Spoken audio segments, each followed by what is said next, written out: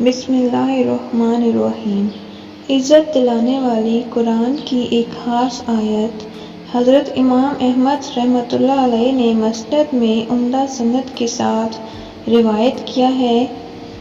رسول اللہ صلی اللہ علیہ وآلہ وسلم فرما رہے تھے، الحمدللہ الذی لم یتخذ ولدا ولم یکن لہ شریک فی الملک ولم یکن لہ ولی من الذل وکبرہ تکبیرا۔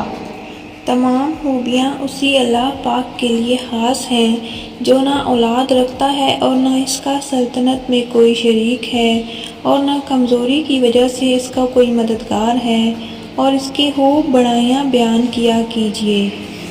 یہ آیت عزت ہے۔ فائدہ: جو کوئی یہ آیت قرآنی صبح شام پڑھ لیا کرے، دونوں جہاں میں عزت نصیب ہو۔